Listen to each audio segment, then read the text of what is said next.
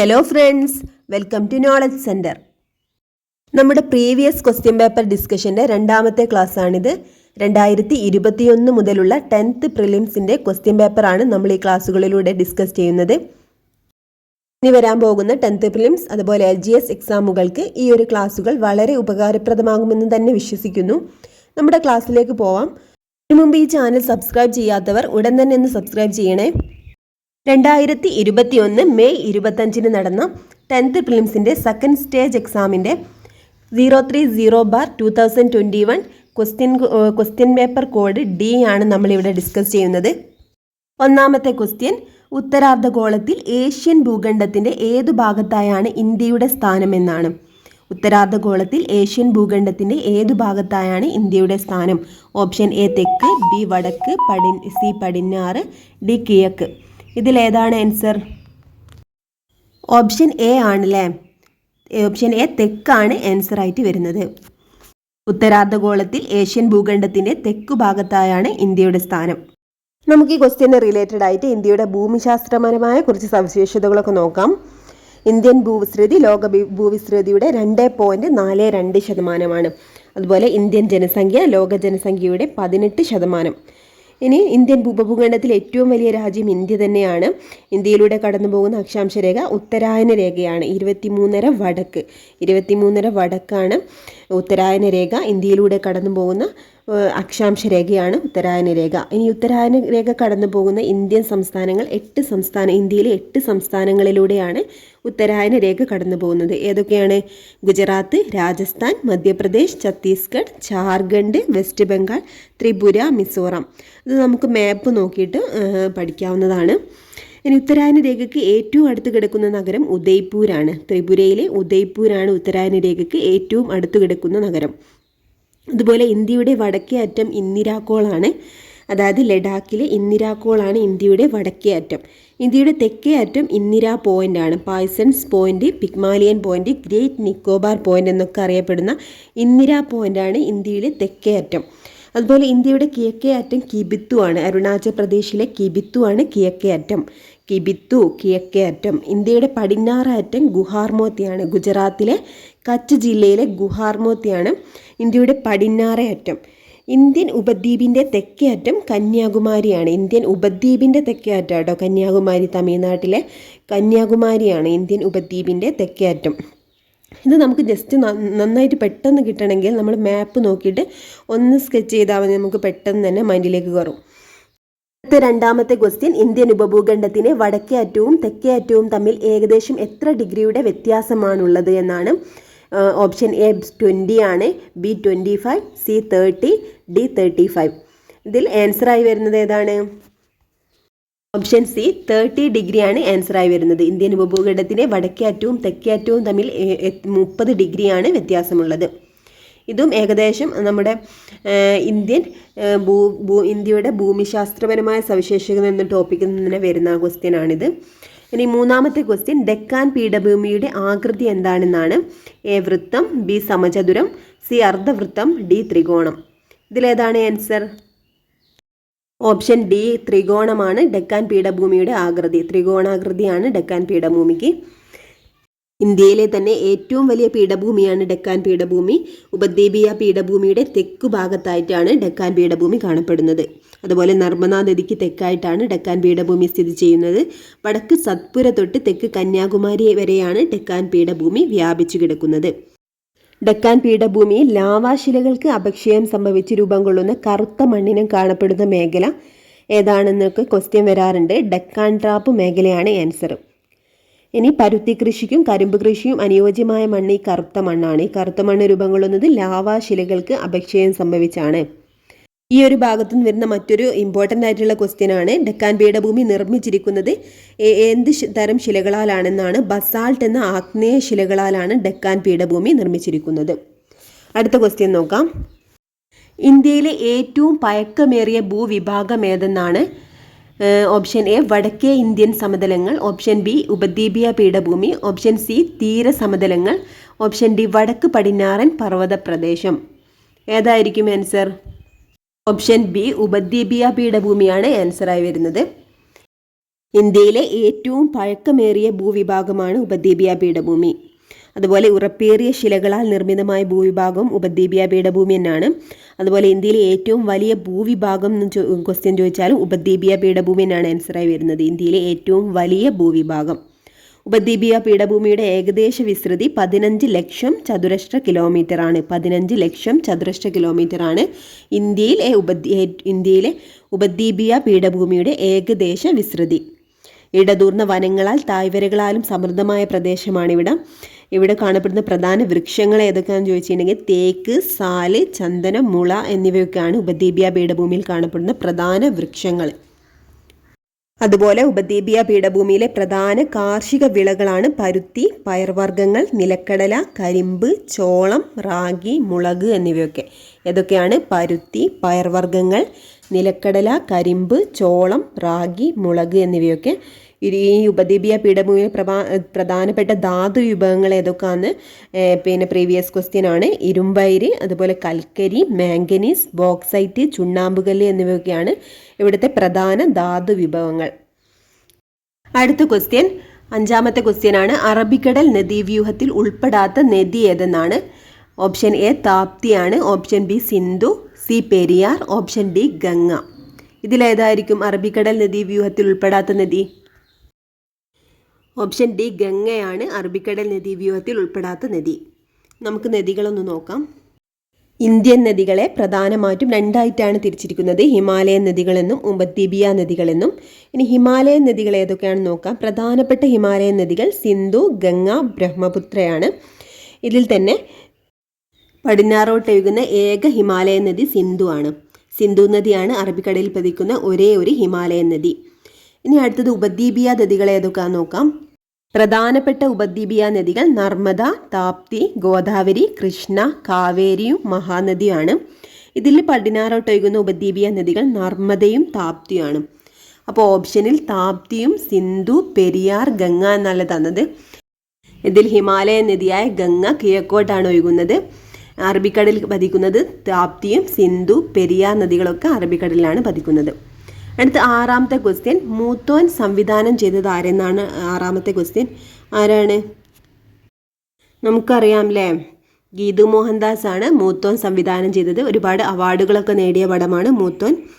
Option B Geetu Mohandas ആണ് answer. ഇനി 7ാമത്തെ ക്വസ്റ്റ്യൻ, 2020 ന്യൂയോർക്ക് ഇന്ത്യൻ ഫിലിം ഫെസ്റ്റിവലിൽ മികച്ച നടനായിട്ട് തിരഞ്ഞെടുക്കപ്പെട്ടത് ആരെന്നാണ്. Option A Ayushmann Khurana, option B Mohanlal, option C Nivin Pauly, option D Ranveer Singh. ഏതായിരിക്കും ആൻസർ? നിവിൻ പോളിയാണ് ആൻസറായി വരുന്നത്. 2020 ന്യൂയോർക്ക് ഇന്ത്യൻ ഫിലിം ഫെസ്റ്റിവലിൽ മികച്ച നടനായി തിരഞ്ഞെടുക്കപ്പെട്ടത് നിവിൻ പോളിയാണ്. ഈ മൂത്തോൻ എന്ന സിനിമയിലെ അഭിനയത്തിനാണ് ഇദ്ദേഹത്തിനെ മികച്ച നടനായിട്ട് തിരഞ്ഞെടുക്കപ്പെട്ടത്. അപ്പോൾ 6ഉം 7ഉം ക്വസ്റ്റ്യൻ തമ്മിൽ റിലേറ്റഡ് ആണ്. അടുത്തത് 8ാമത്തെ ക്വസ്റ്റ്യൻ, 2020 ഒക്ടോബർ 15 അന്തരിച്ച പ്രശസ്ത കവിയും 2019 ജ്ഞാനപീഠ പുരസ്കാര ജേതാവുമായ വ്യക്തി ആരെന്നാണ്. ഓപ്ഷൻ സി അക്കിത്തം അച്യുതൻ നമ്പൂതിരിയാണ് ആൻസറായി വരുന്നത്. 7ാമത്തെയും 8ാമത്തെയും ക്വസ്റ്റ്യനൊക്കെ കറണ്ട് അഫയേഴ്സിൽ വരുന്നതാണ്. നമ്മുടെ ചാനലിൽ ഒരു കറണ്ട് അഫയേഴ്സിൻ്റെ മോക്ക് ടെസ്റ്റ് ആരംഭിച്ചിട്ടുണ്ട്. അത് നിങ്ങൾ ഫോളോ ചെയ്യുകയാണെങ്കിൽ നിങ്ങൾക്ക് കറണ്ട് അഫയേഴ്സ് എക്സാമിന് വേണ്ടിയിട്ടുള്ള കറണ്ട് അഫയേഴ്സ് ക്രാക്ക് ചെയ്യാൻ കഴിയും. അടുത്ത ക്വസ്റ്റ്യൻ നോക്കാം. 9ാമത്തെ ക്വസ്റ്റ്യൻ, ഏയാച്ചേരി രാമചന്ദ്രന് വയലാർ അവാർഡ് നേടിക്കൊടുത്ത കവിതാ സമാഹാരം ഏതെന്നാണ് question. Option A Nireeshwaran, option C Charulata, option B Ushnarashi, option D ഒരു വെർജീനിയൻ വെയിൽക്കാലം. ഓപ്ഷൻ ഡി ഒരു വെർജീനിയൻ വെയിൽക്കാലമാണ് ഏയാച്ചേരി രാമചന്ദ്രന് വയലാർ അവാർഡ് നേടിക്കൊടുത്ത കവിതാ സമാഹാരം. 10ാമത്തെ ക്വസ്റ്റ്യൻ, നേപ്പാളിലെ ഓൾഡ് മോങ് രാജ്യാന്തര ചലച്ചിത്രമേളയിൽ മികച്ച ചിത്രം, മികച്ച സംവിധാനം എന്നീ പുരസ്കാരങ്ങൾ നേടിയ മലയാള സിനിമ ഏതെന്നാണ്. 10ാമത്തെ ക്വസ്റ്റ്യൻ്റെ ആൻസർ ഓപ്ഷൻ സി ജലസമാധിയാണ് 10ാമത്തെ ക്വസ്റ്റ്യൻ്റെ ആൻസറായി വരുന്നത്. ഇനി 11ാമത്തെ ക്വസ്റ്റ്യൻ, സിന്ധു നദി പാകിസ്ഥാനിലേക്ക് പ്രവേശിക്കുന്ന ഭാഗം ഏതെന്നാണ്. ഓപ്ഷൻ എ അറ്റോക്ക് ആണ്, ഓപ്ഷൻ ബി ഥാങ് ആണ്, ഓപ്ഷൻ സി ചില്ലാർ, ഓപ്ഷൻ ഡി താന്തി. ഇതിലേതാണ് ആൻസർ? ഓപ്ഷൻ സി ചില്ലാർ ആണ്. സിന്ധു നദി പാകിസ്ഥാനിലേക്ക് പ്രവേശിക്കുന്ന ഭാഗം ചില്ലാറാണ്. സിന്ധു നദിയുടെ ഉത്ഭവസ്ഥാനം ടിബറ്റിലെ മാനസ സരോവർ തടാകമാണ്. പാകിസ്ഥാന്റെ ദേശീയ നദി എന്നറിയപ്പെടുന്നത് സിന്ധു നദിയാണ്. 2880 കിലോമീറ്റർ ആണ് സിന്ധു നദിയുടെ പിന്നെ സിന്ധു നദിയുടെ നീളം. അതുപോലെ പാകിസ്ഥാൻ്റെ ജീവരേഖ എന്നറിയപ്പെടുന്ന നദിയും സിന്ധു നദിയാണ്. ഇന്ത്യ എന്നുള്ള പേര് ലഭിക്കാൻ കാരണമായ നദി എന്ന് പറയപ്പെടുന്നത് സിന്ധു ആണ്. ഇന്ത്യൻ ഉപഭൂഖണ്ഡത്തിലെ ഏറ്റവും വലിയ നദിയും സിന്ധു തന്നെയാണ്. അതുപോലെ അറബിക്കടലിൽ പതിക്കുന്ന ഒരേ ഒരു ഹിമാലയൻ നദിയും സിന്ധു നദിയാണ്. 12ാമത്തെ ക്വസ്റ്റ്യൻ, ഇടിമിന്നലോട് കൂടിയ സാധാരണയായി ഉച്ചയ്ക്ക് ശേഷം പെയ്യുന്ന മഴ ഏതു പേരിലാണ് അറിയപ്പെടുന്നതെന്നാണ്. ഓപ്ഷൻ എ ശൈലവൃഷ്ടി, ഓപ്ഷൻ ബി ആലിപ്പഴ മഴ, ഓപ്ഷൻ സി ഉച്ചലിത വൃഷ്ടി, ഓപ്ഷൻ ഡി സംവഹന വൃഷ്ടി. ഏതായിരിക്കും? ഓപ്ഷൻ സി ഉച്ചലിത വൃഷ്ടിയാണ് ആൻസർ. ഇടിമിന്നലോട് കൂടി സാധാരണയായി ഉച്ചയ്ക്ക് ശേഷം പെയ്യുന്ന മഴ ഉച്ചലിത വൃഷ്ടി എന്നാണ് അറിയപ്പെടുന്നത്. അപ്പോൾ ഉച്ചയ്ക്ക് ശേഷം പെയ്യുന്ന മഴ ഉച്ചലിത വൃഷ്ടി. എന്താണ് ഈ ശൈലവൃഷ്ടി? കടലിൽ നിന്നും വരുന്ന നീരാവിയോട് കൂടിയ വായു പർവ്വതത്തിലൊക്കെ തട്ടി ഉയർന്നു പൊങ്ങി ഘനീഭവിച്ച് കാറ്റിൻ്റെ അഭിമുഖമായി പർവ്വത ചരിവിൽ മഴയായി പെയ്തിറങ്ങുന്ന പ്രതിഭാസമാണ് ശൈലവൃഷ്ടി എന്ന് പറയുന്നത്. ഇനി സംവഹന വൃഷ്ടി എന്താ? ചൂട് പിടിച്ച ഭൗമോപരിതല വായു നീരാവിയോടൊപ്പം അന്തരീക്ഷത്തിലേക്ക് ഉയർന്നു പൊങ്ങി ഉയരങ്ങളിൽ വെച്ച് തണുത്ത് ഘനീഭവിച്ച് മഴയായിട്ട് പെയ്തിറങ്ങുന്ന പ്രതിഭാസമാണ് സംവഹന വൃഷ്ടി. എന്താണ് ചക്രവാത വൃഷ്ടി? ചക്രവാതത്തിൻ്റെ മധ്യഭാഗത്ത് ഉഷ്ണവായുവും ശീതവായുവും കൂട്ടിമുട്ടി ഉഷ്ണവായുവിനെ ശീതവായു മുകളിലേക്ക് തള്ളി മാറ്റി അതിലെ നീരാവി ഘനീഭവിച്ച് മഴയായി പെയ്തിറങ്ങുന്ന പ്രതിഭാസമാണ് ചക്രവാത വൃഷ്ടി. റിപ്പീറ്റ് ചെയ്ത് പറയാൻ കഴിയില്ല, നമ്മുടെ വീഡിയോൻ്റെ ലെങ്ത് കൂടും. അതുകൊണ്ട് ഒന്നുകൂടി നിങ്ങൾ റിപ്പീറ്റായിട്ട് കേൾക്കുക. അടുത്ത ക്വസ്റ്റ്യൻ, 13ാമത്തെ ക്വസ്റ്റ്യൻ, ഉത്തരേന്ത്യൻ സമതലത്തിൽ മെയ് ജൂൺ മാസങ്ങളിൽ വീശുന്ന വരണ്ട ഉഷ്ണക്കാറ്റ് ഏതെന്നാണ്. Option A mango shower, option B Kalbaishakhi, option C Loo ആണ്, ഓപ്ഷൻ ഡി ചിനൂക്ക്. ഏതാണ് ആൻസർ? ഓപ്ഷൻ സി ലൂ ആണ്. ഉത്തരേന്ത്യൻ സമതലത്തിൽ മെയ് ജൂൺ മാസങ്ങളിൽ വീശുന്ന വരണ്ട ഉഷ്ണക്കാറ്റ്. ഇന്തോ ഗംഗാ സമതലങ്ങളിൽ അതുപോലെ വടക്കൻ ഇന്ത്യയിലും പാകിസ്ഥാനിലോട്ടും വീശുന്ന കാറ്റാണ് ഈ ലൂ. ഇനി ഇന്ത്യൻ ഉപഭൂഖണ്ഡത്തിലെ മരുഭൂമികളിൽ നിന്നാണ് ഈ ലൂ രൂപം കൊള്ളുന്നത്. അപ്പോൾ ഇന്ത്യൻ ഉത്തര മഹാസമതലങ്ങളിൽ വീശുന്ന വരണ്ട ഉഷ്ണക്കാറ്റാണ് ലൂ. അതുപോലെ കർണാടക, കേരളം എന്നിവിടങ്ങളിൽ വീശുന്ന ഉഷ്ണകാലത്ത് വീശുന്ന ഒരു പ്രാദേശിക വാദമാണ് മാംഗോ ഷവർ. അത് കാൽബൈശാഖി എന്താണ്? അസം, ബംഗാൾ എന്നിവിടങ്ങളിൽ നിന്നുണ്ടാകുന്ന ഇടിയോട് കൂടിയ പേമാരിയാണ് കാൽബൈശാഖി. അടുത്ത 14ാമത്തെ ക്വസ്റ്റ്യൻ, ജിൻകോർബറ്റ് ദേശീയോദ്യാനം ഏത് സംസ്ഥാനത്താണെന്നാണ്. Option A Uttarakhand, option B Uttar Pradesh, option C Bihar, option D Maharashtra. ഏത് സംസ്ഥാനത്താണ് ജിൻകോർബറ്റ് ദേശീയോദ്യാനം? ഓപ്ഷൻ എ ഉത്തരാഖണ്ഡ് ആണ് ആൻസർ. ജിൻകോർബറ്റ് ദേശീയോദ്യാനം സ്ഥിതി ചെയ്യുന്നത് ഉത്തരാഖണ്ഡിലാണ്. ഇന്ത്യയിലെ ആദ്യത്തെ ദേശീയോദ്യാനമാണ് ജിൻകോർബറ്റ് ദേശീയോദ്യാനം. ഈ ജിൻകോർബറ്റ് ദേശീയോദ്യാനം നിലവിൽ വന്നത് 1936ലാണ്. 1936ലാണ് ജിൻകോർബറ്റ് ദേശീയോദ്യാനം നിലവിൽ വന്ന വർഷം. അതുപോലെ ഹെയ്ലി, രാംഗംഗ എന്നീ പേരുകളിലൊക്കെ ഈ ജിൻകോർബറ്റ് നാഷണൽ പാർക്ക് അറിയപ്പെടുന്നുണ്ട്. 1957ലാണ് ജിൻകോർബറ്റ് നാഷണൽ പാർക്ക് എന്ന പേര് ഈ ഒരു നാഷണൽ പാർക്കിന് ലഭിച്ചത്. അതുപോലെ ഇന്ത്യയിൽ ആദ്യമായിട്ട് പ്രൊജക്റ്റ് ടൈഗർ ആരംഭിച്ചതും ജിൻകോർബറ്റ് ദേശീയോദ്യാനത്തിലാണ്. ഈ ജിൻകോർബറ്റ് ദേശീയോദ്യാനത്തിന് വൈൽഡ് ലൈഫ് വാർഡൻ എന്ന ബഹുമതിക്ക് അർഹനായ ഇന്ത്യൻ ക്രിക്കറ്റ് താരമാണ് MS ധോണി. 15ാമത്തെ ക്വസ്റ്റ്യൻ, ടൈഗർ സ്റ്റേറ്റ് എന്നറിയപ്പെടുന്ന സംസ്ഥാനം ഏതെന്നാണ്. Option A Madhya Pradesh, option B Jharkhand, option C Chhattisgarh, option D Assam. Option A Madhya Pradesh ആണ് ടൈഗർ സ്റ്റേറ്റ് എന്നറിയപ്പെടുന്നത്. ഇന്ത്യയിൽ ഏറ്റവും കൂടുതൽ വനമുള്ള സംസ്ഥാനം മധ്യപ്രദേശ് തന്നെയാണ്. അതുപോലെ തന്നെ ഇന്ത്യയിൽ ഏറ്റവും കൂടുതൽ ദേശീയോദ്യാനങ്ങളുള്ള സംസ്ഥാനവും മധ്യപ്രദേശാണ്. 16ാമത്തെ ക്വസ്റ്റ്യൻ, 2020 ടൊറന്റോ രാജ്യാന്തര ഫിലിം ഫെസ്റ്റിവലിൽ അംബാസിഡറായി തിരഞ്ഞെടുക്കപ്പെട്ട ബോളിവുഡ് നടി ആരെന്നാണ്. Option A Priyanka Chopra, option B Vidya Balan, option C Deepika Padukone, option D Anushka Sharma. ആരാണ്?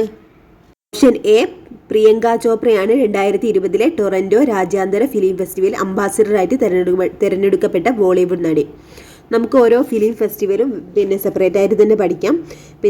പിന്നെ മലയാള സാഹിത്യത്തിലെ എല്ലാ അവാർഡുകളും നമ്മൾ ഒന്നിച്ചൊരു വീഡിയോ ചെയ്തിട്ടുണ്ട്.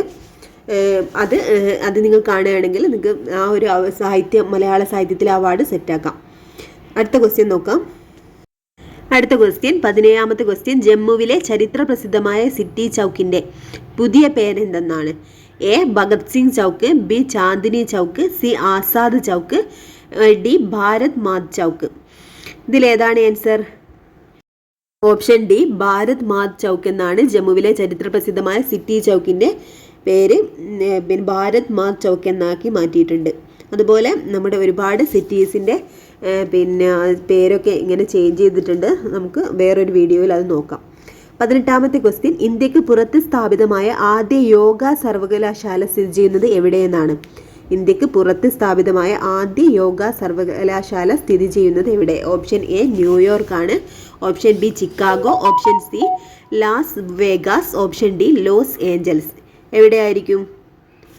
ഓപ്ഷൻ ഡി ലോസ് ഏഞ്ചൽസിലാണ്. ഇന്ത്യക്ക് പുറത്ത് സ്ഥാപിതമായ ആദ്യ യോഗ സർവകലാശാല ലോസ് ഏഞ്ചൽസിലാണ്. അടുത്ത 19ാമത്തെ ക്വസ്റ്റ്യൻ, ലോക ഭാഷകളെ പറ്റിയുള്ള പുതിയ കണക്കുകൾ പ്രസിദ്ധീകരിച്ച എൻജലോക് പ്രകാരം ലോകത്ത് ഏറ്റവും അധികം ജനങ്ങൾ സംസാരിക്കുന്ന മൂന്നാമത്തെ ഭാഷ ഏതെന്നാണ്? Option A Punjabi, option B Telugu, option C Hindi, option D Bengali ഭാഷ. ഓപ്ഷൻ സി ഹിന്ദിയാണ് ആൻസർ. അതായത് ലോകത്ത് ഏറ്റവും കൂടുതൽ ഏറ്റവും അധികം ജനങ്ങൾ സംസാരിക്കുന്ന മൂന്നാമത്തെ ഭാഷയായിട്ട് തിരഞ്ഞെടുത്തത് ഹിന്ദിയാണ്. ഇനി 2020 ഫെബ്രുവരിയിൽ ഇന്ത്യ സന്ദർശിച്ച വിദേശ രാജ്യ തലവൻ ആരെന്നാണ് അടുത്ത ക്വസ്റ്റ്യൻ. 2020 ഫെബ്രുവരിയിൽ ഇന്ത്യ സന്ദർശിച്ച വിദേശ രാജ്യ തലവൻ ആരാണ്? Donald Trump. Option A Donald Trump ആണ് ആൻസർ. 2020 ഫെബ്രുവരിയിൽ ഇന്ത്യ സന്ദർശിച്ച വിദേശ രാജ്യ തലവൻ ഡൊണാൾഡ് ട്രംപ് ആണ്.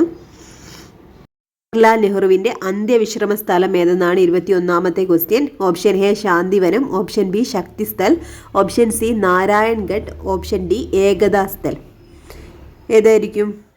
ഓപ്ഷൻ എ ശാന്തിവനമാണ് ജവഹർലാൽ നെഹ്റുവിന്റെ അന്ത്യവിശ്രമ സ്ഥലം. പ്രധാനപ്പെട്ട വ്യക്തികളുടെ അന്ത്യവിശ്രമ സ്ഥലങ്ങളൊക്കെ ഒന്ന് നോക്കാം. മഹാത്മാഗാന്ധി എവിടെയാണ്? രാജ്ഘട്ടാണ്. രാജ്ഘട്ടാണ് മഹാത്മാഗാന്ധിയുടെ അന്ത്യവിശ്രമ സ്ഥലം, രാജ്ഘട്ട്. അതുപോലെ ലാൽ ബഹദൂർ ശാസ്ത്രിയാണ് വിജയ്ഘട്ട്. വിജയ്ഘട്ട് ലാൽ ബഹദൂർ ശാസ്ത്രി. ഇന്ദിരാഗാന്ധിയുടെ അന്ത്യവിശ്രമ സ്ഥലമാണ് ശക്തിസ്ഥൽ. ശക്തിസ്ഥൽ ഇന്ദിരാഗാന്ധിയുടെ അന്ത്യവിശ്രമ സ്ഥലമാണ്. അതുപോലെ രാജീവ് ഗാന്ധിയുടെ അന്ത്യവിശ്രമ സ്ഥലം വീർഭൂമിയാണ്. രാജീവ് ഗാന്ധിയുടെ അന്ത്യവിശ്രമ സ്ഥലം വീർഭൂമി. മൊറാർജി ദേശായിയുടെ അന്ത്യവിശ്രമ സ്ഥലം അബേഘട്ട് ആണ്. മൊറാർജി ദേശായി അബേഘട്ട്. ചരൺ സിംഗിൻ്റെത് കിസാൻഘട്ട് ആണ്. അതുപോലെ PV Narasimha Rao Buddha Purnima park. PV Narasimha Rao Buddha Purnima park. ഇനി ശങ്കർ ദയാൽ ശർമ്മ കർമ്മഭൂമി. ഇനി വാജ്പേയിൻ്റെത് രാഷ്ട്രീയ സ്മൃതി സ്ഥലാണ്. വാജ്പേയി രാഷ്ട്രീയ സ്മൃതി സ്ഥൽ. 22ാമത്തെ ക്വസ്റ്റ്യൻ, ഭരണഘടനയുടെ ആമുഖം തയ്യാറാക്കിയതാരെന്നാണ്? Option A BR Ambedkar, option B Jawaharlal Nehru, option C Mahatma Gandhi, option D BN Rao. ഇതിലേതാണ് answer? Option B Jawaharlal Nehru ആണ് ആൻസറായി വരുന്നത്. ഭരണഘടനയുടെ ആമുഖം തയ്യാറാക്കിയത് ജവഹർലാൽ നെഹ്റു. 1946 ഡിസംബർ 13 ഭരണഘടനാ നിയമനിർമ്മാണ സഭയിലെ സമ്മേളനത്തിൽ ജവഹർലാൽ നെഹ്റു അവതരിപ്പിച്ച ലക്ഷ്യപ്രമേയമാണ് പിന്നീട് ആമുഖമായിട്ട് മാറുന്നത്. ഇന്ത്യൻ ഭരണഘടനയുടെ ആത്മാവായി വിശേഷിപ്പിക്കുന്നത് ആമുഖത്തെയാണ്. ഈ ആമുഖം എന്ന ആശയം ഇന്ത്യ കടമെടുത്തിരിക്കുന്ന രാജ്യം അമേരിക്കയിൽ നിന്നുമാണ് ആമുഖം എന്ന ആശയം ഇന്ത്യ കടമെടുത്തിരിക്കുന്നത്. അതുപോലെ ഭരണഘടനയുടെ വിശാലമായ സവിശേഷതകളുടെ സാരാംശമായിട്ട് കണക്കാക്കുന്നതും ഈ ആമുഖത്തെയാണ്. ഇന്ത്യൻ ഭരണഘടനയുടെ രത്നം എന്നറിയപ്പെടുന്നതും ആമുഖമാണ്.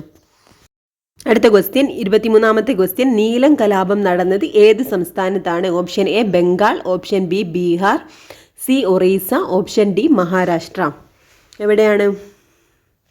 ഓപ്ഷൻ എ ബംഗാളാണ് ആൻസർ. നീലം കലാപം നടന്നത് ബംഗാളിലാണ്. 24ാമത്തെ ക്വസ്റ്റ്യൻ, ഇന്ത്യൻ പ്രസിഡന്റ് പദത്തിലെത്തും മുമ്പ് ഡോക്ടർ രാജേന്ദ്ര പ്രസാദ് വഹിച്ചിരുന്ന പദവി എന്താണെന്നാണ്? ഓപ്ഷൻ എ ഭരണഘടനാ നിർമ്മാണ സഭയുടെ അധ്യക്ഷൻ, ഓപ്ഷൻ ബി ഉപരാഷ്ട്രപതി, option C central legislative assembly speaker, option D ഉപപ്രധാനമന്ത്രി. ഓപ്ഷൻ എ ആണ് ആൻസർ. ഭരണഘടനാ നിർമ്മാണ സഭയുടെ അധ്യക്ഷനായിരുന്നു ഡോക്ടർ രാജേന്ദ്ര പ്രസാദ്. അതുപോലെ നിയമനിർമ്മാണ സഭയുടെ സ്പീക്കർ GV മാവലങ്കാർ ആയിരുന്നു. നിയമനിർമ്മാണ സഭയുടെ സെക്രട്ടറി HVR അയ്യങ്കാറുമായിരുന്നു. അപ്പം നിയമനിർമ്മാണ സഭയുടെ അധ്യക്ഷനായിരുന്നു ഡോക്ടർ രാജേന്ദ്ര പ്രസാദ്. 25ാമത്തെ ക്വസ്റ്റ്യൻ, ഇന്ത്യയുടെ രണ്ടാമത്തെ രാഷ്ട്രപതി ആരെന്നാണ്? ആരായിരുന്നു ഇന്ത്യയുടെ രണ്ടാമത്തെ രാഷ്ട്രപതി? ഡോക്ടർ എസ് രാധാകൃഷ്ണനായിരുന്നു ഇന്ത്യയുടെ രണ്ടാമത്തെ രാഷ്ട്രപതി. ഓപ്ഷൻ ഡി ആണ് ആൻസർ. ഡോക്ടർ രാജേന്ദ്ര പ്രസാദ് ആരാണ്? ഇന്ത്യയുടെ ഒന്നാമത്തെ രാഷ്ട്രപതിയായിരുന്നു ഡോക്ടർ രാജേന്ദ്ര പ്രസാദ്. അതുപോലെ ഡോക്ടർ സക്കീർ ഹുസൈൻ ഇന്ത്യയുടെ മൂന്നാമത്തെ രാഷ്ട്രപതിയാണ് ഡോക്ടർ സക്കീർ ഹുസൈൻ. അതുപോലെ തന്നെ ഇന്ത്യയിലെ ആദ്യത്തെ മുസ്ലിം രാഷ്ട്രപതി കൂടിയാണ്. ഇനി വി ഗിരി ഇന്ത്യയുടെ നാലാമത്തെ രാഷ്ട്രപതിയാണ്. ആക്ടിംഗ് പ്രസിഡന്റ് ആയതിനു ശേഷം പ്രസിഡന്റായ ആദ്യ വ്യക്തി കൂടിയാണ് വി ഗിരി. അതുപോലെ കേരള ഗവർണറായ ശേഷം പ്രസിഡന്റായ ഏക വ്യക്തി കൂടിയാണ് വി ഗിരി. 26ാമത്തെ ക്വസ്റ്റ്യൻ, ദേശീയ മനുഷ്യാവകാശ കമ്മീഷണറെയും മെമ്പർമാരെയും സ്ഥാനത്ത് നിന്നും നീക്കം ചെയ്യാൻ അധികാരമുള്ളത് ആർക്കെന്നാണ്? ആർക്കാണ് അധികാരമുള്ളത്? ഇന്ത്യൻ രാഷ്ട്രപതിക്കാണ് ദേശീയ മനുഷ്യാവകാശ കമ്മീഷണറെയും മെമ്പർമാരെയും സ്ഥാനത്ത് നിന്നും നീക്കം ചെയ്യാൻ അധികാരമുള്ളത്. ഓപ്ഷൻ എ ആണ് ആൻസർ. അടുത്ത ക്വസ്റ്റ്യൻ, ദേശീയ മനുഷ്യാവകാശ കമ്മീഷന്റെ ആസ്ഥാനം എവിടെയാണെന്നാണ്? ഓപ്ഷൻ ഡി ആണ് ആൻസർ. അതായത് ന്യൂഡൽഹിയാണ് ദേശീയ മനുഷ്യാവകാശ കമ്മീഷന്റെ ആസ്ഥാനം. ന്യൂഡൽഹിയിലെ മാനവ് അധികാർ ഭവനാണ് ദേശീയ മനുഷ്യാവകാശ കമ്മീഷന്റെ ആസ്ഥാനം. അതുപോലെ ഇന്ത്യയിലെ മനുഷ്യാവകാശങ്ങളുടെ കാവൽക്കാരൻ എന്നറിയപ്പെടുന്നത് ദേശീയ മനുഷ്യാവകാശ കമ്മീഷനാണ്. അടുത്ത ക്വസ്റ്റ്യൻ, ദേശീയ മനുഷ്യാവകാശ കമ്മീഷൻ സ്ഥാപിതമായതെന്നാണ്? ഓപ്ഷൻ ഡി ആണ് ആൻസർ. 1993 ഒക്ടോബർ 12. 1993 ഒക്ടോബർ 12-നാണ് ദേശീയ മനുഷ്യാവകാശ കമ്മീഷൻ സ്ഥാപിതമായത്. എന്നാൽ ദേശീയ മനുഷ്യാവകാശ നിയമം നിലവിൽ വന്നത് 1993 സെപ്റ്റംബർ 28-നുമാണ്. അടുത്ത ക്വസ്റ്റ്യൻ, ഇന്ത്യയിലെ ആദ്യത്തെ ദേശീയ മനുഷ്യാവകാശ കമ്മീഷൻ ചെയർമാൻ ആരെന്നാണ്? ഓപ്ഷൻ സി, ജസ്റ്റിസ് രംഗനാഥ മിശ്രയാണ് ഇന്ത്യയിലെ ആദ്യത്തെ ദേശീയ മനുഷ്യാവകാശ കമ്മീഷൻ ചെയർമാൻ. അടുത്ത 30ാമത്തെ ക്വസ്റ്റ്യൻ, ദേശീയ വനിതാ കമ്മീഷൻ അംഗങ്ങളെ പദവിയിൽ നിന്ന് നീക്കം ചെയ്യാൻ അധികാരമുള്ളത് ആർക്കാണെന്നാണ്? ഓപ്ഷൻ സി, കേന്ദ്ര സർക്കാരിനാണ് ദേശീയ വനിതാ കമ്മീഷൻ അംഗങ്ങളെ പദവിയിൽ നിന്ന് നീക്കം ചെയ്യാൻ അധികാരമുള്ളത്. ദേശീയ വനിതാ കമ്മീഷൻ നിലവിൽ വന്നത് 1992 ജനുവരി 31-നാണ്. ഇനി ആദ്യത്തെ വനിതാ കമ്മീഷന്റെ അധ്യക്ഷ ജയന്തി പട്നായിക് ആണ്. അതുപോലെ 2 തവണ വനിതാ കമ്മീഷൻ അധ്യക്ഷ പദവി വഹിച്ച വനിതയാണ് ഗിരിജ വ്യാസ്. ദേശീയ വനിതാ കമ്മീഷന്റെ പ്രസിദ്ധീകരണമാണ് രാഷ്ട്രമഹിള. 31ാമത്തെ ക്വസ്റ്റ്യൻ, ഇന്ത്യയുമായി വാണിജ്യബന്ധം സ്ഥാപിച്ച ആദ്യ യൂറോപ്യൻ ശക്തി ഏതെന്നാണ്? ഓപ്ഷൻ ബി ആണ് ആൻസർ. പോർച്ചുഗീസുകാരാണ് ഇന്ത്യയുമായി വാണിജ്യബന്ധം സ്ഥാപിച്ച ആദ്യ യൂറോപ്യൻ ശക്തി. ഇന്ത്യയിൽ കടൽമാർഗം കച്ചവടത്തിനെത്തിയ ആദ്യ യൂറോപ്യന്മാർ പോർച്ചുഗീസുകാരാണ്. അതുപോലെ കടൽമാർഗം ഇന്ത്യയിലെത്തിയ ആദ്യ യൂറോപ്യൻ വാസ്കോഡ ഗാമ. യൂറോപ്യന്മാർ കടൽമാർഗമുള്ള ഇന്ത്യയിലെ ആഗമനത്തിന് വഴിതെളിച്ചത് 1453 തുർക്കികൾ കോൺസ്റ്റാന്റിനോപ്പിൾ പിടിച്ചെടുത്തതാണ്. അതുപോലെ ഇന്ത്യയിലെത്തിയ ആദ്യ വിദേശികൾ അറബികളാണ്. അടുത്ത ക്വസ്റ്റ്യൻ, ഈസ്റ്റ് ഇന്ത്യ കമ്പനിയിൽ നിന്നും ഇന്ത്യയുടെ ഭരണം ബ്രിട്ടൻ ഏറ്റെടുത്തത് ഏത് വർഷമായിരുന്നു എന്നാണ്? ഓപ്ഷൻ ബി 1858 ആണ് ആൻസർ. 1857 ഒന്നാം സ്വാതന്ത്ര്യ സമരത്തിനു ശേഷം അതിൻ്റെ ഒരു വിപ്ലവത്തിൻ്റെ ഫലമായി ഈസ്റ്റ് ഇന്ത്യ കമ്പനിയിൽ നിന്നും ഇന്ത്യയുടെ ഭരണം ബ്രിട്ടീഷ് ക്രൗൺ ഏറ്റെടുക്കുകയായിരുന്നു. 1858 ഗവൺമെൻറ് ഓഫ് ഇന്ത്യ ആക്ട് പ്രകാരം ഇന്ത്യയുടെ ഭരണം ഏറ്റെടുത്തത് വിക്ടോറിയ രാജ്ഞിയാണ്. 33ാമത്തെ ക്വസ്റ്റ്യൻ, ബംഗാളിൽ ദ്വിഭരണം നിർത്തലാക്കിയ ഗവർണർ ജനറൽ ആരെന്നാണ്? ഓപ്ഷൻ സി ആണ് answer. Option C, Warren Hastings ആണ് ബംഗാളിൽ ദ്വിഭരണം നിർത്തലാക്കിയ ഗവർണർ ജനറൽ. 1773 മുതൽ 1785 വരെയുള്ള കാലഘട്ടത്തിലാണ് വാറൻ ഹേസ്റ്റിങ്സ് ഇന്ത്യയുടെ ഗവർണർ ജനറൽ ആയത്. 1773 റെഗുലേറ്റിംഗ് ആക്ട് പ്രകാരമാണ് ബംഗാളിൽ നിയമിതനായ ആദ്യത്തെ ഗവർണർ ജനറലാണ് ഇദ്ദേഹം. ഒന്നാം ആംഗ്ലോ മറാത്ത യുദ്ധസമയത്തും അതുപോലെ രണ്ടാം ആംഗ്ലോ മൈസൂർ യുദ്ധസമയത്തെയും ഗവർണർ ജനറലാണ് ഇദ്ദേഹം. ബ്രിട്ടീഷ് ഇന്ത്യയിലെ അക്ബർ എന്നറിയപ്പെടുന്ന ഗവർണർ ജനറലാണ് റിച്ചാർഡ് വെല്ലസ്ലി. ബംഗാൾ കടുവ എന്ന് സ്വയം വിശേഷിപ്പിച്ച ഗവർണർ ജനറലും റിച്ചാർഡ് വെല്ലസ്ലിയാണ്. ആധുനിക പാശ്ചാത്യ വിദ്യാഭ്യാസത്തിൻ്റെ പിതാവ് എന്നറിയപ്പെടുന്നത് ഗവർണർ ജനറലാണ് വില്യം ബെൻഡിക് പ്രഭു. ഉദാരമനസ്കനായ ഗവർണർ ജനറൽ എന്നറിയപ്പെടുന്നതും വില്യം ബെൻഡിക് പ്രഭുവാണ്. ഇന്ത്യയിലെ ഇംഗ്ലീഷ് വിദ്യാഭ്യാസം പ്രോത്സാഹിപ്പിച്ച ഗവർണർ ജനറൽ വില്യം ബെൻഡിക് ആണ്. അതുപോലെ തന്നെ സതി നിർത്തലാക്കിയ 1829 സതി നിർത്തലാക്കിയ ഗവർണർ ജനറലും വില്യം ബെൻഡിക് പ്രഭുവാണ്. അതുപോലെ ആധുനിക ഇന്ത്യയുടെ പിതാവ് എന്നറിയപ്പെടുന്ന ഗവർണർ ജനറൽ ഡൽഹൌസി പ്രഭുവാണ്. വിധവാ പുനർവിവാഹ നിയമമൊക്കെ പാസാക്കിയ ഗവർണർ ജനറൽ ഡൽഹൌസി പ്രഭുവാണ്. 1856 ഇദ്ദേഹം ഗവർണർ ജനറൽ ആയിരുന്ന കാലഘട്ടം 1848 മുതൽ 1856 വരെയാണ്. ഇന്ത്യയുടെ ഗവർണർ ജനറൽ ആയ വ്യക്തിയാണ് ഡൽഹൌസി പ്രഭു. 34ാമത്തെ ക്വസ്റ്റ്യൻ, ആധുനിക ഭാരതത്തിന്റെ നവോത്ഥാന നായകൻ എന്നറിയപ്പെടുന്നത് ആരെന്നാണ്?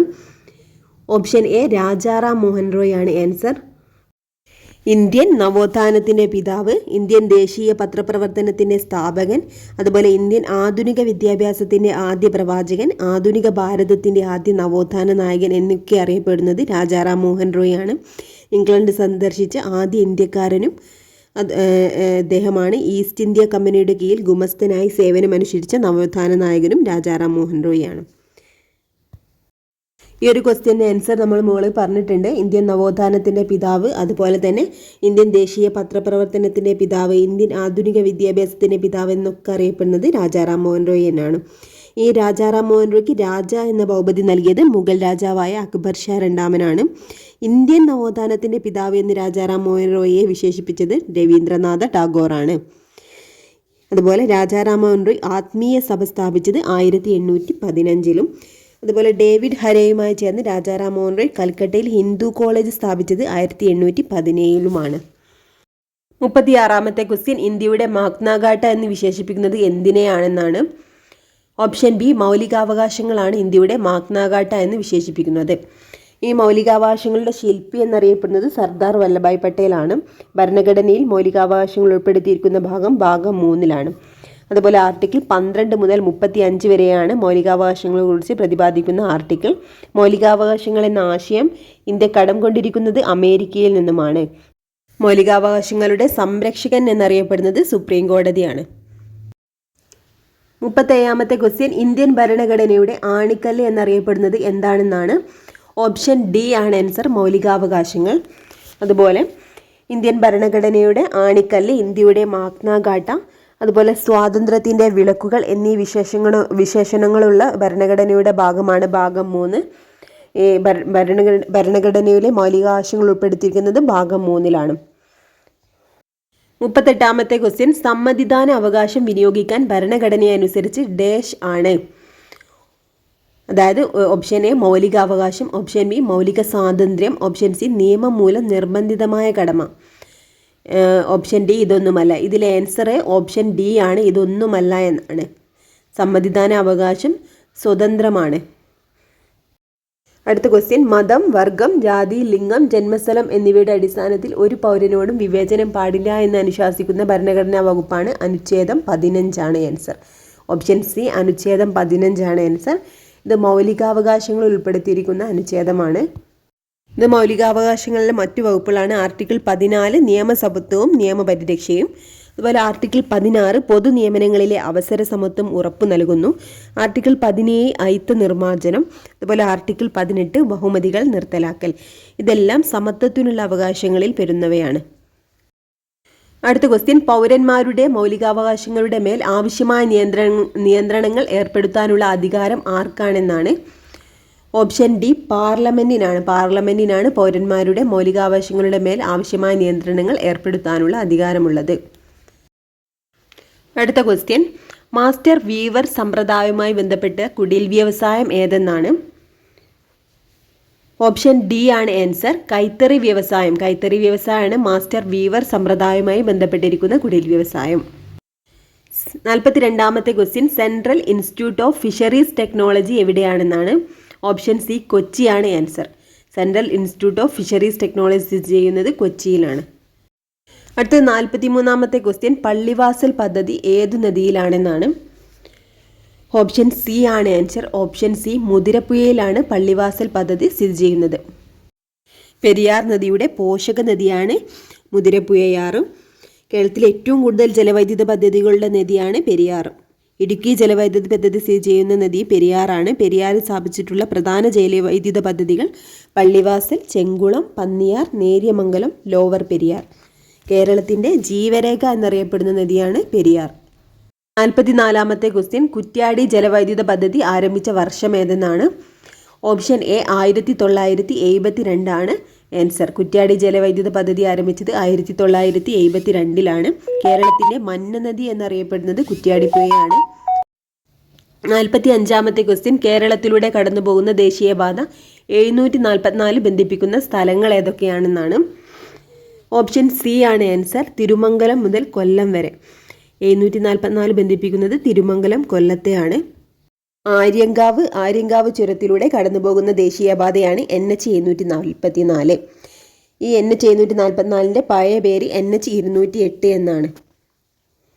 അടുത്ത 46-ാമത്തെ ക്വസ്റ്റ്യൻ, അഞ്ചുതെങ്ങ് കലാപം നടന്ന വർഷം ഏതെന്നാണ്. ഓപ്ഷൻ ബി 1697 അഞ്ചുതെങ്ങ് കലാപം നടന്നത്. തിരുവനന്തപുരം ജില്ലയിലാണ് അഞ്ചുതെങ്ങ് സ്ഥിതി ചെയ്യുന്നത്. 1695 അഞ്ചുതെങ്ങ് കോട്ട പണി കഴിപ്പിച്ചത്. ബ്രിട്ടീഷുകാരാണ് അഞ്ചുതെങ്ങ് കോട്ട പണി കഴിപ്പിച്ചത്. ഇനി ബ്രിട്ടീഷുകാർക്ക് അഞ്ചുതെങ്ങിൽ കോട്ട പണിയാൻ അനുമതി നൽകിയ ഭരണാധികാരി ആറ്റിങ്ങൽ റാണി അല്ലെങ്കിൽ ഉമയമ്മ റാണിയാണ്. ഇനി അഞ്ചുതെങ്ങ് കലാപത്തിൻ്റെ പ്രധാന കാരണം കുരുമുളകിൻ്റെ വ്യാപാര കുത്തക ബ്രിട്ടീഷുകാർ സ്വന്തമാക്കിയതാണ്. അടുത്ത ക്വസ്റ്റ്യൻ, ഇംഗ്ലീഷ് ഈസ്റ്റ് ഇന്ത്യ കമ്പനിക്ക് വേണാട്ടിലുണ്ടായിരുന്ന ഏറ്റവും പ്രധാനപ്പെട്ട പണ്ടകശാല ഏതെന്നാണ്. ഓപ്ഷൻ ഡി അഞ്ചുതെങ്ങാണ് ഇംഗ്ലീഷ് ഈസ്റ്റ് ഇന്ത്യ കമ്പനിക്ക് വേണാട്ടിലുണ്ടായിരുന്ന ഏറ്റവും പ്രധാനപ്പെട്ട പണ്ടകശാല. 48-ാമത്തെ ക്വസ്റ്റ്യൻ, പഴശ്ശി കലാപ സമയത്ത് തകർക്കപ്പെട്ട ഏഷ്യയിലെ തന്നെ ആദ്യത്തേതും ഏറ്റവും വലുതുമായ കറുവാത്തോട്ടം ഏതെന്നാണ്. ഓപ്ഷൻ ഡി അഞ്ചരക്കണ്ടിയാണ് ആൻസർ. പഴശ്ശി കലാപ സമയത്ത് തകർക്കപ്പെട്ട ഏഷ്യയിലെ തന്നെ ആദ്യത്തേതും ഏറ്റവും വലുതുമായ കറുവാത്തോട്ടമാണ് അഞ്ചരക്കണ്ടി. പഴശ്ശി യുദ്ധത്തിൻ്റെ കാലഘട്ടം 1793 മുതൽ 1805 വരെയാണ്. ദക്ഷിണേന്ത്യയിൽ ബ്രിട്ടീഷുകാർക്കെതിരെ നടന്ന യുദ്ധങ്ങളിൽ ഏറ്റവും ശക്തമായത് പഴശ്ശി യുദ്ധമായിരുന്നു. ഇനി ഒന്നാം പഴശ്ശി യുദ്ധം നടന്നത് 1893 മുതൽ 1897 വരെയും. അത് ഒന്നാം പഴശ്ശി വിപ്ലവത്തിൻ്റെ പ്രധാന കാരണം ബ്രിട്ടീഷുകാരുടെ തെറ്റായ നികുതി പരിഷ്കാരങ്ങളാണ്. ഇനി ഒന്നാം പഴശ്ശി വിപ്ലവത്തിൻ്റെ പ്രധാന കേന്ദ്രം കണ്ണൂർ ജില്ലയിലെ കണ്ണൂരിലെ പുരളിമലയാണ്. ഒന്നാം പഴശ്ശി വിപ്ലവം അവസാനിപ്പിക്കാൻ പഴശ്ശിരാജയ്ക്കും ബ്രിട്ടീഷുകാർക്കും ഇടനിലക്കാരനായി നിന്നത് ചിറക്കൽ രാജാവാണ്. ഇനി നാലാം മൈസൂർ യുദ്ധത്തിൻ്റെ അനന്തരഫലമാണ് രണ്ടാം പഴശ്ശി വിപ്ലവം. 1800 മുതൽ 1805 വരെയായിരുന്നു രണ്ടാം പഴശ്ശി വിപ്ലവത്തിൻ്റെ കാലഘട്ടം. 49-ാമത്തെ ക്വസ്റ്റ്യൻ, വേലുത്തമ്പി ദളവയെ പരാജയപ്പെടുത്തിയ ബ്രിട്ടീഷ് സൈന്യാധിപൻ ആരെന്നാണ്. ഓപ്ഷൻ എ ആണ് ആൻസർ. കേണൽ ലീഗർ ആണ് വേലുത്തമ്പി ദളവയെ പരാജയപ്പെടുത്തിയ ബ്രിട്ടീഷ് സൈന്യാധിപൻ. ബ്രിട്ടീഷ് ദുർഭരണത്തെ തിരുവിതാംകൂറിൽ നിന്നും അമർച്ച ചെയ്യാൻ വേലുത്തമ്പി ദളവ കുണ്ടറയിൽ വെച്ച് നടത്തിയ ചരിത്രപ്രസിദ്ധമായ വിളംബരമാണ് കുണ്ടറ വിളംബരം. ഈ കുണ്ടറ വിളംബരം നടന്നത് 1809 ജനുവരി 9 ജനുവരി 11 1809 ജനുവരി 11 കുണ്ടറ വിളംബരം നടന്നത്. മലയാള മാസം 984 മകരം 1. കുണ്ടറ വിളംബരം നടത്തിയ സ്ഥലം കുണ്ടറയിലെ ഇളമ്പള്ളൂർ ക്ഷേത്രത്തിൽ വെച്ചിട്ടാണ്. 50-ാമത്തെ ക്വസ്റ്റ്യൻ, കാലടിയിൽ രാമകൃഷ്ണ അദ്വൈതാശ്രമം സ്ഥാപിച്ചത് ആരെന്നാണ്. ഓപ്ഷൻ എ ആഗമാനന്ദ സ്വാമികളാണ് ആൻസർ. ഈ ആഗമാനന്ദ സ്വാമിയുടെ ജന്മസ്ഥലം കൊല്ലം ജില്ലയിലെ ചവറയാണ്. ആദ്യകാല നാമം കൃഷ്ണൻ നമ്പ്യാതിരി എന്നായിരുന്നു. കേരള വിവേകാനന്ദൻ എന്നറിയപ്പെടുന്നത് ആഗമാനന്ദ സ്വാമികളാണ്. 1936 കാലടിയിൽ അദ്വൈതാശ്രമം ഇദ്ദേഹം സ്ഥാപിക്കുന്നത്. അടുത്ത ക്വസ്റ്റ്യൻ, കേരളത്തിൻ്റെ വടക്കു ഭാഗത്ത് സ്ഥിതി ചെയ്യുന്ന സംസ്ഥാനം ഏതെന്നാണ്. ഓപ്ഷൻ എ കർണാടകയാണ് ആൻസർ. അടുത്തത് 52-ാമത്തെ ക്വസ്റ്റ്യൻ, കേരളത്തിലെ ആകെ താലൂക്കുകളുടെ എണ്ണം എത്ര എന്നാണ്. ഓപ്ഷൻ ഡി ആണ് ആൻസർ. 77 കേരളത്തിലെ ആകെ താലൂക്കുകളുടെ എണ്ണം. കേരളത്തിൽ ഏറ്റവും കൂടുതൽ താലൂക്കുകളുള്ള ജില്ലകൾ എറണാകുളം, മലപ്പുറം, തൃശ്ശൂരാണ്. ഏറ്റവും കുറവ് താലൂക്കുകളുള്ള ജില്ല വയനാടാണ്. 53-ാമത്തെ ക്വസ്റ്റ്യൻ, വേനൽക്കാലത്തെ ശരാശരി മഴ എത്രയാണെന്നാണ്. ഓപ്ഷൻ ബി 40 സെൻറ്റിമീറ്റർ ആണ് വേനൽക്കാലത്ത് പെയ്യുന്ന ശരാശരി മഴ. അതുപോലെ കേരളത്തിൽ വേനൽക്കാലം മാർച്ച് മാസം മുതൽ മെയ് മാസം വരെയാണ്. അന്തരീക്ഷ താപനില ഏറ്റവും കൂടുതലായിരിക്കുന്ന കാലയളവ് വേനൽക്കാലമാണ്. കേരളത്തിൽ ഏറ്റവും കൂടുതൽ ചൂട് കൂടിയ ജില്ല പാലക്കാടും കേരളത്തിൽ ഏറ്റവും കൂടുതൽ ചൂട് അനുഭവപ്പെടുന്ന പ്രദേശം കൊല്ലം ജില്ലയിലെ പുനലൂരുമാണ്. അടുത്ത ക്വസ്റ്റ്യൻ, ചുവടെ ചേർത്തിട്ടുള്ളവയിൽ ജൈവ സമ്പുഷ്ടമായ മണ്ണിനം ഏതെന്നാണ്. ഓപ്ഷൻ ഡി ആണ് ആൻസർ. പർവ്വത മണ്ണ്. ഉത്തരപർവ്വത മേഖലയിലെ ട്രാൻസ് ഹിമാലയം എന്നിവിടങ്ങളിലെ പ്രധാന മണ്ണിനമാണ് പർവ്വത മണ്ണ്. വനപ്രദേശങ്ങളിലും പർവ്വത പ്രദേശങ്ങളിലും ധാരാളമായി കാണപ്പെടുന്ന മണ്ണിനമാണ് പർവ്വത മണ്ണ്. അതുപോലെ തേയില, കാപ്പി, സുഗന്ധവ്യഞ്ജനങ്ങൾ, ആപ്പിൾ എന്നിവയുടെ കൃഷിക്ക് ഏറ്റവും അനുയോജ്യമായ മണ്ണ് ഈ പർവ്വത മണ്ണാണ്. ജിപ്സം ചേർക്കുന്നതിലൂടെ പർവ്വത മണ്ണിനെ കൂടുതൽ ഫലപുഷ്ടിയുള്ളതാക്കാൻ സാധിക്കും. മണ്ണ് രൂപപ്പെടുന്ന പ്രക്രിയ അറിയപ്പെടുന്നത് പെഡോജനസിസ് എന്നാണ്. മണ്ണിനെക്കുറിച്ചുള്ള ശാസ്ത്രീയ പഠനമാണ് പെഡോളജി. ഈ എക്കൽ മണ്ണ് എന്താ, ഉത്തരേന്ത്യൻ സമതലങ്ങളിൽ പ്രധാനമായും കാണപ്പെടുന്നത് എക്കൽ മണ്ണാണ്. അതുപോലെ ഇന്ത്യയിൽ ഏറ്റവും കൂടുതൽ കാണപ്പെടുന്ന മണ്ണിനം ഏതാന്ന് ചോദിച്ചാൽ അത് എക്കൽ മണ്ണാണ്. ഇന്ത്യയിൽ പ്രധാനമായിട്ട് കാണപ്പെടുന്ന മണ്ണിനങ്ങളാണ് എക്കൽ മണ്ണ്, ചെമ്മണ്ണ്, പർവ്വത മണ്ണ്, അതുപോലെ ക്ഷാരഗുണമുള്ള മണ്ണ്, കളിമണ്ണ്, ലാറ്ററൈറ്റ് മണ്ണ്, മരുഭൂമി മണ്ണ്, പീറ്റ് മണ്ണ്. കേരളത്തിലെ ഏറ്റവും കൂടുതൽ കാണപ്പെടുന്ന മണ്ണിനും ലാറ്ററൈറ്റ് മണ്ണാണ്. 55ാമത്തെ ക്വസ്റ്റ്യൻ, പക്ഷി നിരീക്ഷകനായ ഡോക്ടർ സലീം അലിയുടെ പേരിൽ അറിയപ്പെടുന്ന കേരളത്തിലെ പക്ഷി സങ്കേതം ഏതെന്നാണ്. ഓപ്ഷൻ ബി ആണ് ആൻസർ. തട്ടേക്കാട് പക്ഷി സങ്കേതമാണ് ഡോക്ടർ സലീം അലിയുടെ പേരിൽ അറിയപ്പെടുന്നത്. കേരളത്തിലെ ആദ്യത്തെ പക്ഷി സങ്കേതം തട്ടേക്കാട് പക്ഷി സങ്കേതമാണ്. ഈ തട്ടേക്കാട് പക്ഷി സങ്കേതം നിലവിൽ വന്ന വർഷം 1983 1983. ഈ പക്ഷിപാതാളം പക്ഷി സങ്കേതം സ്ഥിതി ചെയ്യുന്നത് വയനാട് ജില്ലയിലാണ്. അതുപോലെ കേരളത്തിലെ ഏറ്റവും ചെറിയ പക്ഷി സങ്കേതം മംഗളവനമാണ്. കേരളത്തിൽ അപൂർവ ഇനം കടവാവലുകൾ കണ്ടുവരുന്ന പക്ഷി സങ്കേതം മംഗളവനാണ്. ഇനി മയിലുകളുടെ സംരക്ഷണത്തിനായുള്ള കേരളത്തിലെ വന്യജീവി സങ്കേതമാണ് ചൂളന്നൂർ. ബേക്കേഴ്സ് എസ്റ്റേറ്റ് എന്നറിയപ്പെട്ടിരുന്ന പക്ഷി സങ്കേതമാണ് കുമരകം പക്ഷി സങ്കേതം. അതായത് വേമ്പനാട് പക്ഷി സങ്കേതം ആണ് കുമരകം പക്ഷി സങ്കേതത്തിൻ്റെ മറ്റൊരു പേര്. അതുപോലെ ദേശാടന പക്ഷികളുടെ പർദീസ എന്നറിയപ്പെടുന്ന പക്ഷി സങ്കേതമാണ് കടലുണ്ടി പക്ഷി സങ്കേതം. കേരളത്തിലെ ആദ്യത്തെ കമ്മ്യൂണിറ്റി റിസർവ് കൂടിയാണ് ഈ കടലുണ്ടി വള്ളിക്കുന്ന് പക്ഷി സങ്കേതം. 2007 ഇതിനെ ആദ്യത്തെ കമ്മ്യൂണിറ്റി റിസർവ് ആക്കി മാറ്റിയത്. അടുത്ത ക്വസ്റ്റ്യൻ, അക്കമ്മ ചെറിയാൻ്റെ ജന്മസ്ഥലം എവിടെയെന്നാണ്. ഓപ്ഷൻ ബി കാഞ്ഞിരപ്പള്ളിയാണ് ആൻസർ. കോട്ടയം ജില്ലയിലെ കാഞ്ഞിരപ്പള്ളിയിലാണ് അക്കമ്മ ചെറിയാൻ ജനിച്ചത്. ഇനി 1938 തിരുവിതാംകൂറിലെ ഉത്തരവാദ ഭരണപ്രക്ഷോഭത്തിൻ്റെ ഭാഗമായി തമ്പാനൂർ മുതൽ കവടിയാർ വരെ രാജധാനി മാറ്റി നയിച്ച ഒരു വനിതയാണ് അക്കമ്മ ചെറിയാൻ. അതുപോലെ ഉത്തരവാദ ഭരണപ്രക്ഷോഭം നടക്കുമ്പോൾ തിരുവിതാംകൂർ രാജാവ് ശ്രീ ചിത്തിര തിരുനാൾ ബാലരാമവർമ്മയായിരുന്നു. ഇനി അക്കമ്മ ചെറിയാൻ്റെ നേതൃത്വത്തിൽ സ്ഥാപിതമായ സ്ത്രീകളുടെ സന്നദ്ധ സേവാ സംഘമാണ് ദേശസേവികാ സംഘം. അതും 1938 ആരംഭിച്ചത്. അക്കമ്മ ചെറിയാൻ എന്ന കൃതി രചിച്ചത് ആർ പാർവതി ദേവിയാണ്. അക്കമ്മ ചെറിയാൻ അന്തരിച്ച വർഷം 1982. ഇനി അക്കമ്മ ചെറിയാൻ്റെ ആത്മകഥയാണ് ജീവിതം ഒരു സമരം.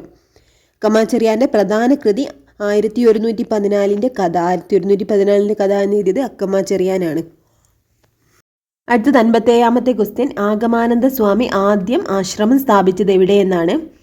ആഗമാനന്ദ സ്വാമികളെ കുറിച്ചുള്ള 2ാമത്തെ ക്വസ്റ്റ്യൻ ആണിത്. ഓപ്ഷൻ സി ആണ് ആൻസർ. പുതുക്കാടാണ് ആഗമാനന്ദ സ്വാമി ആദ്യമായിട്ട് ആശ്രമം സ്ഥാപിച്ചത്. അടുത്ത ക്വസ്റ്റ്യൻ, അക്കമ്മ ചെറിയാനെ തിരുവിതാംകൂറിലെ താൻസി റാണി എന്ന് വിശേഷിപ്പിച്ചത് ആരാണെന്നാണ്. ഓപ്ഷൻ എ ഗാന്ധിജിയാണ് അക്കമ്മ ചെറിയാനെ തിരുവിതാംകൂറിലെ താൻസി റാണി എന്ന് വിശേഷിപ്പിച്ചത്. കേരളത്തിൻ്റെ ജവാൻ ഓഫ് ആർക്ക് എന്നറിയപ്പെടുന്ന വനിതയും അക്കമ്മ ചെറിയാനാണ്. അക്കമ്മ ചെറിയാൻ്റെ പ്രതിമ സ്ഥിതി ചെയ്യുന്ന സ്ഥലം വെള്ളയമ്പലത്താണ്. തിരുവനന്തപുരം വെള്ളയമ്പലത്താണ് അക്കമ്മ ചെറിയാൻ്റെ പ്രതിമ സ്ഥിതി ചെയ്യുന്നത്. അടുത്ത ക്വസ്റ്റ്യൻ, കേരള പട്ടികജാതി പട്ടികവർഗ വികസന കോർപ്പറേഷൻ്റെ ആസ്ഥാനം എവിടെയാണെന്നാണ്. ഓപ്ഷൻ ബി തൃശ്ശൂരാണ് കേരള പട്ടികജാതി പട്ടികവർഗ വികസന കോർപ്പറേഷൻ്റെ ആസ്ഥാനം. 60ാമത്തെ ക്വസ്റ്റ്യൻ, കേരളത്തിലെ ആദ്യത്തെ കർഷക തൊഴിലാളി സമരത്തിന് വേദിയായ സ്ഥലം ഏതെന്നാണ്. ഓപ്ഷൻ സി വെങ്ങാനൂരാണ് ആൻസർ. കേരളത്തിലെ ആദ്യത്തെ കർഷക തൊഴിലാളി സമരത്തിന് നേതൃത്വം കൊടുത്തത് അയ്യങ്കാളിയാണ്. അധസ്ഥിതരുടെ പടത്തലവൻ എന്നറിയപ്പെടുന്ന സാമൂഹിക പരിഷ്കർത്താവാണ് അയ്യങ്കാളി. പുലയ സമുദായത്തിൽ ജനിച്ച നവോത്ഥാന നായകനാണ് അയ്യങ്കാളി. ഇന്ത്യയിലെ ആദ്യത്തെ തൊഴിലാളി നേതാവായി വിശേഷിക്കപ്പെടുന്ന വ്യക്തിയും അയ്യങ്കാളിയാണ്. അടുത്തത് 61ാമത്തെ ക്വസ്റ്റ്യൻ, ആൻറ്റിജൻ ഇല്ലാത്ത രക്തഗ്രൂപ്പ് ഏതെന്നാണ്. ഓപ്ഷൻ ബി ഒ ഗ്രൂപ്പാണ്. ഒ ഗ്രൂപ്പിനാണ് ആൻറ്റിജൻ ഇല്ലാത്ത രക്തഗ്രൂപ്പ്. ഇനി ആൻറ്റിബോഡി ഇല്ലാത്ത ബ്ലഡ് ഗ്രൂപ്പ് ഏതാണെന്ന് ചോദിച്ചിട്ടുണ്ടെങ്കിൽ അത് എ ബി ഗ്രൂപ്പാണ്. ആൻറ്റിബോഡി ഇല്ലാത്ത ഗ്രൂപ്പ് എ ബി ഗ്രൂപ്പാണ്. രക്തഗ്രൂപ്പ് കണ്ടെത്തിയത് കാൾലാൻഡ് സ്റ്റെയ്നറാണ്. രക്തഗ്രൂപ്പ് പോസിറ്റീവാണോ നെഗറ്റീവാണോ എന്ന് നിശ്ചയിക്കുന്ന വസ്തുവാണ് RH ഫാക്ടർ. ഈ RH ഫാക്ടർ കണ്ടെത്തിയതും കാൾലാൻഡ് സ്റ്റെയ്നർ തന്നെയാണ്. ഏറ്റവും കൂടുതലായി കാണപ്പെടുന്ന രക്തഗ്രൂപ്പാണ് O പോസിറ്റീവ്. ഏറ്റവും കുറവായിട്ട് കാണപ്പെടുന്ന രക്തഗ്രൂപ്പ് AB നെഗറ്റീവുമാണ്. ലോകത്തിലെ ഏറ്റവും അപൂർവമായി ആളുകളിൽ കാണപ്പെടുന്ന രക്തഗ്രൂപ്പാണ് ബോംബെ ഗ്രൂപ്പ്. RH ഫാക്ടർ ഉള്ള രക്തമാണ് പോസിറ്റീവ് ഗ്രൂപ്പ്. ഇനി RH ഫാക്ടർ ഇല്ലാത്ത രക്തം നെഗറ്റീവ് ഗ്രൂപ്പാണ്. രക്തദാനം ചെയ്യുമ്പോൾ പരസ്പരം യോജിക്കാത്ത രക്തഗ്രൂപ്പുകൾ തമ്മിൽ ചേരുമ്പോൾ ഉണ്ടാകുന്ന അവസ്ഥയാണ് അഗ്ലൂട്ടിനേഷൻ. പ്രീവിയസ് ക്വസ്റ്റ്യൻ ആണ്. 62ാമത്തെ ക്വസ്റ്റ്യൻ, ശരീരത്തിന്റെ തുലനാവസ്ഥ നിയന്ത്രിക്കുന്ന ഭാഗം ഏതെന്നാണ്? ഓപ്ഷൻ എ സെറിബെല്ലമാണ് ആൻസർ. സെറിബെല്ലമാണ് ശരീരത്തിന്റെ തുലനാവസ്ഥ നിയന്ത്രിക്കുന്ന ഭാഗം. മസ്തിഷ്കത്തിലെ രണ്ടാമത്തെ വലിയ ഭാഗമാണ് സെറിബെല്ലം. ലിറ്റിൽ ബ്രെയിൻ എന്നറിയപ്പെടുന്ന മസ്തിഷ്ക ഭാഗമാണ് സെറിബെല്ലം. അതുപോലെ ചുളിവുകളും ചാലുകളും കാണപ്പെടുന്ന മസ്തിഷ്കത്തിലെ പ്രധാന ഭാഗമാണ് സെറിബെല്ലം. പേശി പ്രവർത്തനങ്ങൾ ഏകോപിപ്പിക്കുന്ന മസ്തിഷ്ക ഭാഗമാണ് സെറിബെല്ലം. മദ്യം ബാധിക്കുന്ന മസ്തിഷ്ക ഭാഗം സെറിബെല്ലമാണ്. അതുപോലെ മനുഷ്യശരീരത്തിലെ റിലേ സ്റ്റേഷൻ എന്നറിയപ്പെടുന്നത് തലാമസ് ആണ്. വേദനാ സംഹാരികൾ പ്രവർത്തിക്കുന്ന തലച്ചോറിലെ ഭാഗം തലാമസ്. അതുപോലെ സെറിബ്രത്തിൽ നിന്നും സെറിബ്രത്തിലേക്കുമുള്ള ആവേഗ പുനഃസംപ്രേഷണ കേന്ദ്രം കൂടിയാണ് തലാമസ്. അതുപോലെ നിദ്രാവേളകളിൽ സെറിബ്രത്തിലേക്കുള്ള ആവേഗങ്ങളെ തടയുന്ന ഭാഗവും തലാമസ് ആണ്. ഇനി മെഡുല്ല ഓംബ്ലാങ്കേറ്റ എന്താണ്? ശരീരത്തിലെ അനൈച്ഛിക പ്രവർത്തനങ്ങളെ നിയന്ത്രിക്കുന്ന മസ്തിഷ്ക ഭാഗമാണ് മെഡുല്ല ഓംബ്ലാങ്കേറ്റ. അതായത് ഹൃദയസ്പന്ദനം, ശ്വാസോച്ഛ്വാസം എന്നിവയെ നിയന്ത്രിക്കുന്ന മസ്തിഷ്ക ഭാഗമാണ് മെഡുല്ല ഓംബ്ലാങ്കേറ്റ. ഛർദി, തുമ്മൽ, ചുമ എന്നിവയെ നിയന്ത്രിക്കുന്ന മസ്തിഷ്ക ഭാഗവും മെഡുല്ല ഓംബ്ലാങ്കേറ്റയാണ്. ഇനി ഹൈപ്പോതലാമസ് എന്താ? ആന്തര സമസ്ഥിതി പരിപാലനത്തിന് പ്രധാന പങ്കുവഹിക്കുന്ന മസ്തിഷ്ക ഭാഗമാണ് ഹൈപ്പോതലാമസ്. ശരീരോഷ്മാവ് നിയന്ത്രിക്കുന്ന മസ്തിഷ്ക ഭാഗവും ഹൈപ്പോതലാമസ് ആണ്. മസ്തിഷ്കത്തിലെ ഏറ്റവും വലിയ ഭാഗം ഏതെന്ന് ചോദിച്ചാൽ അത് സെറിബ്രമാണ്. ഐച്ഛിക പ്രവർത്തനങ്ങളെ നിയന്ത്രിക്കുന്ന തലച്ചോറിലെ ഭാഗമാണ് സെറിബ്രം. അതായത് ഭാവന, ചിന്ത, സ്വബോധം, ഓർമ്മ, ബുദ്ധി എന്നിവയുമായി ബന്ധപ്പെട്ട തലച്ചോറിലെ ഭാഗമാണ് സെറിബ്രം. മനുഷ്യനെ മറ്റു മൃഗങ്ങളിൽ നിന്നും വ്യത്യസ്തപ്പെടുത്തുന്ന തലച്ചോറിലെ ഭാഗം എന്നും ചോദിച്ചാൽ അത് സെറിബ്രമാണ്. 63ാമത്തെ ക്വസ്റ്റ്യൻ, മനുഷ്യരിൽ എത്ര തരം പല്ലുകളാണുള്ളതെന്നാണ്? ഓപ്ഷൻ ബി 4 എന്നാണ് ആൻസർ. മനുഷ്യരിൽ 4 തരം പല്ലുകളാണുള്ളത്. ഉളിപ്പല്ല്, കോമ്പല്ല്, ചർവണകം, അഗ്രചർവണകം. ആഹാരവസ്തുക്കൾ കടിച്ചു മുറിക്കാൻ സഹായിക്കുന്ന പല്ലുകളാണ് ഉളിപ്പല്ല്. അതുപോലെ ആഹാരവസ്തുക്കൾ കടിച്ചു കീറാൻ സഹായിക്കുന്ന പല്ലുകളാണ് കോമ്പല്ല്. മാംസഭോജികൾക്കുള്ളതും സസ്യബുക്കുകളിൽ ഇല്ലാത്തതുമായ പല്ലാണ് കോമ്പല്ല്. അതുപോലെ ആഹാരം ചവച്ചരയ്ക്കാൻ സഹായിക്കുന്ന പല്ലുകളെ ഏതൊക്കെയാണെന്ന് ചോദിച്ചാൽ അത് ചർവണകവും അഗ്രചർവണകവും. പല്ലുകളെക്കുറിച്ചുള്ള പഠനമാണ് ഒഡന്റോളജി. പല്ല് നിർമ്മിച്ചിരിക്കുന്നത് ഡെന്റൈൻ, ഇനാമൽ എന്നീ വസ്തുക്കൾ കൊണ്ടാണ്. പല്ലിൻ്റെ ഏറ്റവും ഉപരിതല പാളിയാണ് ഇനാമൽ. മനുഷ്യ ശരീരത്തിലെ ഏറ്റവും കാഠിന്യമുള്ള ഭാഗം ഏതെന്ന് ചോദിച്ചാൽ അതും ഇനാമലാണ്. ഇനാമലിൻ്റെ ആരോഗ്യത്തിന് ആവശ്യമായ മൂലകമാണ് ഫ്ലൂറിൻ. അടുത്തത് 64ാമത്തെ ക്വസ്റ്റ്യൻ, ശ്വാസകോശത്തെ പൊതിഞ്ഞ് സംരക്ഷിക്കുന്ന ആവരണം ഏതെന്നാണ്? ഓപ്ഷൻ ബി പ്ലൂറയാണ് ആൻസർ. ശ്വാസകോശത്തിൻ്റെ സംരക്ഷണ ആവരണമാണ് പ്ലൂറ. ശ്വാസകോശവും ഔരാശയ ഭിത്തിയും തമ്മിലുള്ള ഘർഷണം കുറയ്ക്കുന്ന ദ്രവമാണ് പ്ലൂറ. അതുപോലെ ശ്വസന വ്യവസ്ഥയുടെ പ്രധാന ഭാഗം ശ്വാസകോശമാണ്. പേശികളില്ലാത്ത അവയവം ഏതെന്ന് ചോദിച്ചാൽ അത് ശ്വാസകോശം. ശ്വാസകോശത്തെക്കുറിച്ചുള്ള പഠനമാണ് പൾമണോളജി അല്ലെങ്കിൽ പ്ലൂറോളജി. മനുഷ്യൻ്റെ ശ്വസന വ്യവസ്ഥയുടെ ഭാഗങ്ങൾ ഏതൊക്കെയാണെന്ന് ചോദിച്ചാൽ മൂക്ക്, ശ്വസനനാളം, ശ്വസനി, ശ്വാസകോശങ്ങൾ. സി ആകൃതിയിലുള്ള തരുണാസ്ഥികളാൽ ബലപ്പെടുത്തിയ നീണ്ട കുയൽ അറിയപ്പെടുന്നതാണ് ശ്വാസനാളം എന്ന്. ഇരു ശ്വാസകോശങ്ങളിലേക്കും പോകുന്ന ശ്വാസനാളത്തിൻ്റെ ശാഖകൾ അറിയപ്പെടുന്നത് ശ്വസനി എന്നാണ്. ശ്വസനിയുടെ അഗ്രശാഖകളാണ് ശ്വസനിക എന്നറിയപ്പെടുന്നത്. 65ാമത്തെ ക്വസ്റ്റ്യൻ, ഒരു ചലനത്തിൽ പേശിയുടെ നീളം കൂടുകയാണെങ്കിൽ ആ കൺട്രാക്ഷൻ അറിയപ്പെടുന്നത് എന്താണെന്നാണ്? ഓപ്ഷൻ ബി ആണ് ആൻസർ. എസെൻട്രിക് ആണ്. ഒരു ചലനത്തിൽ പേശിയുടെ നീളം കൂടുകയാണെങ്കിൽ എസെൻട്രിക് എന്നാണ് അറിയപ്പെടുന്നത്. ശരീരചലനം സാധ്യമാക്കുന്ന അവയവ വ്യവസ്ഥയാണ് പേശി വ്യവസ്ഥ. പേശികളെക്കുറിച്ചുള്ള പഠനമാണ് മയോളജി. മനുഷ്യ ശരീരത്തിൽ 639 പേശികളാണുള്ളത്. പേശികളില്ലാത്ത ഏക അവയവം ശ്വാസകോശമാണ്. അതുപോലെ മനുഷ്യ ശരീരത്തിൽ ഏറ്റവും കൂടുതൽ പ്രവർത്തിക്കുന്ന പേശി ഏതെന്ന് ചോദിച്ചാൽ അത് കൺപോളയാണ്. അതുപോലെ മനുഷ്യ ശരീരത്തിൽ വിശ്രമമില്ലാതെ പ്രവർത്തിക്കുന്ന ഏക പേശി ഹൃദയപേശിയുമാണ്. പേശി കോശങ്ങളുടെ ഉൽപ്പത്തിയാണ് മയോജനസിസ് എന്നറിയപ്പെടുന്നത്. അടുത്ത ക്വസ്റ്റ്യൻ, പേശി പ്രവർത്തനങ്ങളെ ഏകോപിപ്പിക്കുന്ന മസ്തിഷ്ക ഭാഗം ഏതെന്നാണ്? ഓപ്ഷൻ ബി ആണ് ആൻസർ. സെറിബെല്ലം. പേശി പ്രവർത്തനങ്ങളെ നിയന്ത്രിക്കുന്ന മസ്തിഷ്ക ഭാഗമാണ് സെറിബെല്ലം. പേശിക്ലമത്തിന് കാരണം ലാക്റ്റിക് ആസിഡ് അടിഞ്ഞുകൂടുന്നതാണ്. പേശികൾക്ക് നിറം നൽകുന്ന വർണ്ണവസ്തുവാണ് മയോഗ്ലോബിൻ. 67ാമത്തെ ക്വസ്റ്റ്യൻ, സെഹത് എന്ന ടെലിമെഡിസിൻ പദ്ധതിയുടെ ഉദ്ഘാടനം നിർവഹിച്ചത് ആരായിരുന്നു എന്നാണ്? ഓപ്ഷൻ സി ആണ് ആൻസർ. രവിശങ്കർ പ്രസാദ്. രവിശങ്കർ പ്രസാദാണ് സെഹത് എന്ന ടെലിമെഡിസിൻ പദ്ധതിയുടെ ഉദ്ഘാടനം നിർവഹിച്ചത്.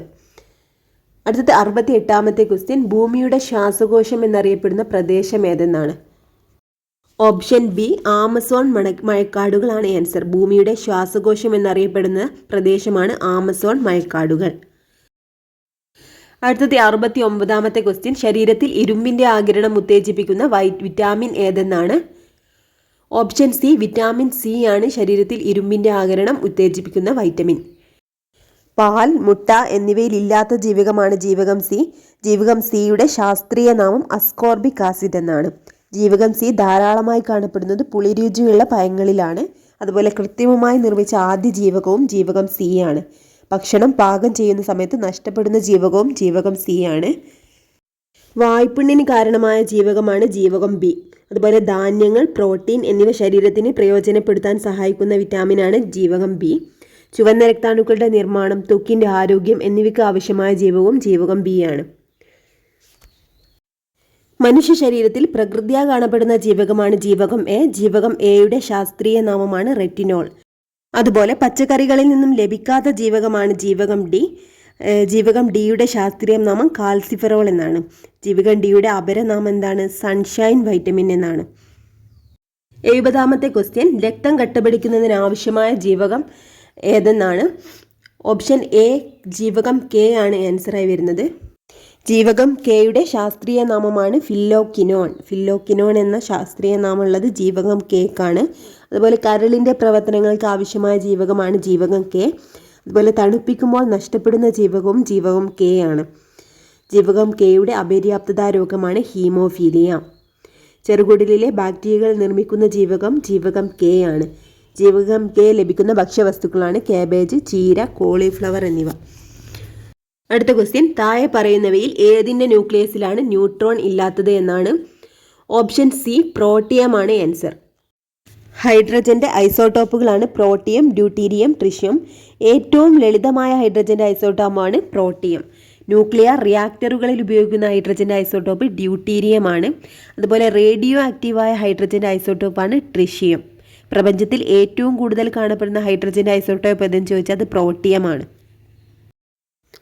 72ാമത്തെ ക്വസ്റ്റ്യൻ, കെ ഷെല്ലിൽ ഉൾക്കൊള്ളാവുന്ന പരമാവധി ഇലക്ട്രോണുകളുടെ എണ്ണം എത്ര എന്നാണ്? ഓപ്ഷൻ എ 2 ആണ് ആൻസർ. അതുപോലെ എൽ ഷെല്ലിൽ 8 ഇലക്ട്രോണുകളാണുള്ളത്. അതുപോലെ എം ഷെല്ലിൽ 18ഉം എൻ 32 ആണ്. ഓർബിറ്റലിൽ ഇലക്ട്രോൺ വിന്യാസം രേഖപ്പെടുത്തുന്നത് കെ, എൽ, എം, എൻ എന്നിങ്ങനെയാണ്. ഒരു ഇലക്ട്രോണിനെ കാണാൻ ഏറ്റവും സാധ്യതയുള്ള പ്രദേശമാണ് അതിൻ്റെ ഓർബിറ്റൽ അല്ലെങ്കിൽ സബ്ഷെൽ. എന്താണ് ഓർബിറ്റൽ? ഒരു ആറ്റത്തിൻ്റെ ന്യൂക്ലിയസിന് ചുറ്റുമുള്ള ഇലക്ട്രോണുകളുടെ നിശ്ചിത സഞ്ചാരപാതയെ അറിയപ്പെടുന്നതാണ് ഓർബിറ്റ് അല്ലെങ്കിൽ ഷെല്ല്. ഓർബിറ്റ് അല്ലെങ്കിൽ ഷെല്ലിൽ ഉൾക്കൊള്ളുന്ന പരമാവധി ഇലക്ട്രോണുകളുടെ എണ്ണം 2n² ആണ്.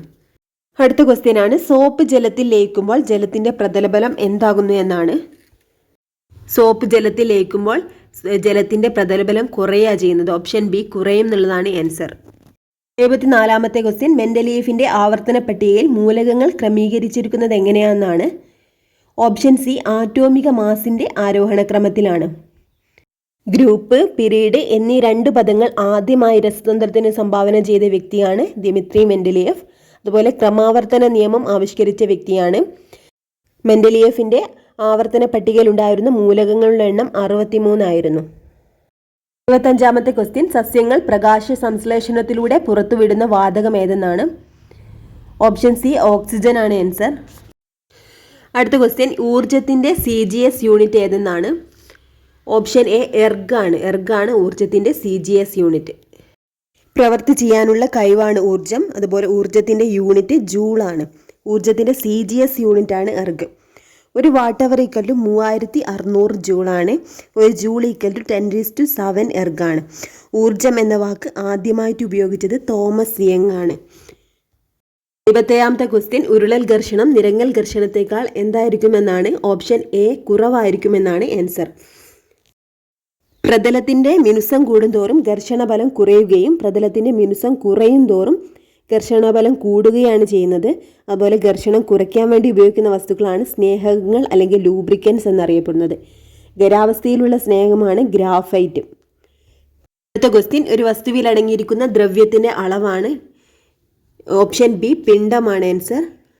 എന്നാൽ സ്ഥിതി ചെയ്യാൻ സ്ഥലം ആവശ്യമുള്ളതും ഭാരമുള്ളതുമായ ഏതൊരു വസ്തുവിനെയും പൊതുവായി പദാർത്ഥം അഥവാ ദ്രവ്യം എന്നാണ് പറയുന്നത്. ഈ ദ്രവ്യത്തിന്റെ അളവിനെയാണ് പിണ്ഡം അല്ലെങ്കിൽ മാസ് എന്ന് പറയുന്നത്. 29ാമത്തെ ക്വസ്റ്റ്യൻ, സൂര്യനിൽ നിന്നും പ്രകാശത്തിന് ഭൂമിയിലെത്താൻ ഡാഷ് സമയം മതിയാകും. ഓപ്ഷൻ ഡി 8.2 മിനിറ്റ് ആണ് ആൻസർ. 8.2 മിനിറ്റ് അല്ലെ 500 സെക്കൻഡാണ് സൂര്യപ്രകാശം ഭൂമിയിലെത്താൻ എടുക്കുന്ന സമയം. അടുത്ത ക്വസ്റ്റ്യൻ 80ാമത്തെ ക്വസ്റ്റ്യൻ ആണ്. സ്ഥാനാന്തരത്തിന്റെ യൂണിറ്റ് എന്ത്? സ്ഥാനാന്തരത്തിന്റെ യൂണിറ്റ് മീറ്റർ ആണ്. ഓപ്ഷൻ എ ആണ് ആൻസർ. സ്ഥാനാന്തരം അല്ലെങ്കിൽ ദൂരത്തിന്റെ യൂണിറ്റ് ആണ് മീറ്റർ. എം എന്നാണ് ഡിനോട്ട് ചെയ്യുന്നത്. പ്രവേഗം അല്ലെങ്കിൽ വേഗതയുടെ യൂണിറ്റ് ആണ് മീറ്റർ പെർ സെക്കൻഡ്. ത്വരണത്തിന്റെ unit metre per second square ആണ്. താപോർജ്ജത്തിന്റെ യൂണിറ്റ് ജൂൾ ആണ്. അല്ലെങ്കിൽ പ്രവൃത്തി, ഊർജം എന്നിവയുടെ യൂണിറ്റും ജൂൾ ആണ്. പവറിന്റെ യൂണിറ്റ് വാട്ട്. അപ്പോൾ നമ്മുടെ ഈ ഒരു സെക്ഷൻ ഇവിടെ കംപ്ലീറ്റ് ചെയ്തിരിക്കുകയാണ്. Okay friends, thank you.